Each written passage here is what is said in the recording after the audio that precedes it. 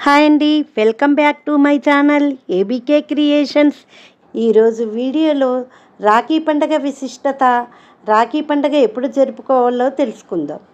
2024 సంవత్సరము ఆగస్టు 19వ తారీఖున రాఖీ పండుగ వచ్చింది. శ్రావణ మాసంలో శుక్లపక్ష పౌర్ణమి రోజున ఈ రాఖీ పండుగ జరుపుకుంటాము. రాఖీ రక్షాబంధన్ లేదా రాఖీ పౌర్ణమి అని పిలిచే ఈ పండుగను కొన్ని ప్రాంతాల్లో శ్రావణ పౌర్ణమి లేదా జంధ్యాల పౌర్ణిమ అని కూడా పిలుస్తారు. అన్నా చెల్లెలు లేదా అక్క తమ్ముళ్ళ మధ్యన ప్రేమానురాగాలకు సూచకంగా ఈ పండుగను జరుపుకుంటారు. అన్నా చెల్లెళ్ళు అక్క తమ్ముళ్ళ మధ్య బంధాన్ని పెంచే పండుగే రాఖీ పండుగ. రాఖీ అనగా రక్షణ బంధం. ఇది అన్నా చెల్లెలు అక్క తమ్ముళ్ళు జరుపుకునే మహోత్తరమైన పండుగ. చెల్లి తన అన్నయ్య మహోన్నత శిఖరాలకు ఎదగాలని కోరుకుంటూ అన్నయ్యకు కట్టేదే ఈ రాఖీ. సాధారణంగా జంధ్యాన్ని ధరించేవారు ఈ రోజునే పాతది వదిలి కొత్త జంధ్యాన్ని ధరిస్తారు. ఉపనయనం అయిన వారు జంధ్యాల పౌర్ణమి రోజు గాయత్రి పూజ చేసి కొత్త యజ్ఞోపవీతాన్ని ధరించి పాతది తీసివేస్తారు. ఈసారి శ్రావణ పౌర్ణమి చాలా విశేషమైన రోజు. అందుకే మహాపౌర్ణమి అనే పేరుతో పిలువబడుతుంది. సోమవారము శ్రవణ నక్షత్రము పౌర్ణమి కలిసి రావడం వలన మహాశ్రావణి అనే నామంతో కొలవబడుతుంది. తన భర్తకి జయం కలగాలనే ఉద్దేశంతో లలితాదేవిని ఉపాసన చేసి లలితాదేవి దగ్గర పెట్టిన తోరములను రక్షగా కట్టి యుద్ధానికి సాగనంపింది. ఆ రోజు శ్రావణ పౌర్ణమి. బలిచక్రవర్తి మీద విజయాన్ని పొందిన ఇంద్రుడు స్వర్గాధిపత్యాన్ని నిలుపుకున్నాడు. ఇంకా రెండవ కథ ఏమిటంటే, బలిచక్రవర్తి కూడా అజేయమైనటువంటి విష్ణుభక్తి పరాయణుడు.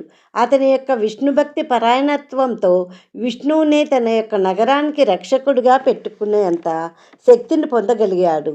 వైకుంఠం నుండి వెళ్ళిపోయిన విష్ణుమూర్తి జాడ తెలియక ఉన్న లక్ష్మీదేవికి విష్ణు భగవానుడు బలిచక్రవర్తి వద్ద ఉన్న విషయం తెలుసుకుని సాధారణ గృహిణిలాగా వెళ్ళి బలిచక్రవర్తికి రక్షగా కట్టి తన భర్తని తనకు ఇమ్మని కోరింది. వచ్చినది లక్ష్మీదేవి అని తెలుసుకుని విష్ణు భగవానుని లక్ష్మీదేవికి ఇచ్చి పంపించాడు. ఆ రోజు శ్రావణ పౌర్ణిమ. శ్రీకృష్ణుడు శిశుపాలను సంహరించే సమయంలో శ్రీకృష్ణునికి సుదర్శన చక్రము కొంత గతి తప్పి శ్రీకృష్ణుని చూపుడు వేలికి దెబ్బ తగిలి రక్తం కారుతుంటే ద్రౌపదీదేవి చీర కొంగు చింపి కట్టిందట. అది చూసి శ్రీకృష్ణుడు ద్రౌపదితో నీకెప్పుడు నేను రక్షగా ఉంటానని చెప్పాడట. రాఖీ పౌర్ణమి రోజు విష్ణుశక్తి పొందడానికి రాఖీ కడతాము.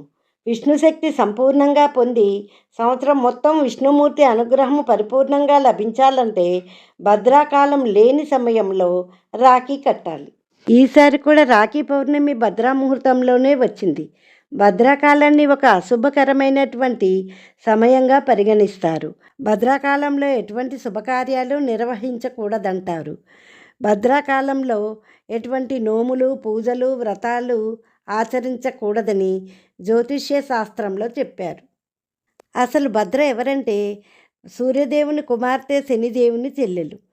రావణాసురుని సోదరి శూర్పణఖ భద్రాకాలంలోనే అన్న రావణాసురుడికి రాఖీ కట్టిందని, అందువల్లనే రావణాసురుని వంశం మొత్తము అంతమైందని మన పురాణాలు చెప్తున్నాయి. అందుకే ఈ భద్రాకాలంలో రాఖీ కట్టడం అంత శ్రేయస్కరం కాదని పండితులు తెలియచేస్తున్నారు. అయితే భద్రాకాలము ఎప్పటి నుంచి ప్రారంభమై ఎప్పుడు ముగుస్తుందో తెలుసుకుందాం. భద్రాకాలం ఆగస్టు 19వ తేదీ ఉదయము 5:53 ప్రారంభమై మధ్యాహ్నం 1:32 వరకు ఈ భద్రాకాలం ఉంటుంది. ఈ సమయంలో ఎవరు రాఖీ కట్టకూడదు. రాఖీ కట్టిన ఫలితం ఉండదు, పెద్దగా ప్రయోజనం ఉండదని పండితులు తెలియజేస్తున్నారు.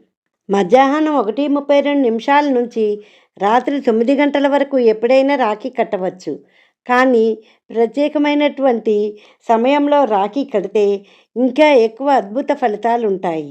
మధ్యాహ్నం 1:43 నుండి సాయంకాలం 4:20 వరకు రాఖీ కట్టినట్లయితే అద్భుతమైన ఫలితాలు ఉంటాయి.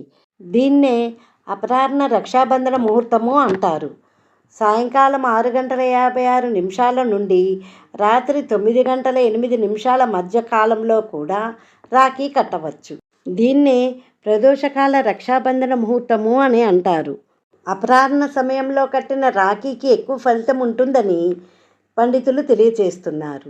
రాఖీ అనేది రక్షగా ఉండడానికి ఎవరికైనా కట్టవచ్చు. అపరాహ్న కాలంలో ప్రదోష కాలంలో రాఖీ కట్టినా కట్టించుకున్నా సంవత్సరం మొత్తము విష్ణుమూర్తి సంపూర్ణమైన అనుగ్రహం కలిగి సకల శుభాలు కలుగుతాయి. ఈ వీడియో కనుక నచ్చినట్లయితే లైక్ చేసి షేర్ చేయండి. మరిన్ని వీడియోస్ కోసం మా ఛానల్ సబ్స్క్రైబ్ చేసుకోండి.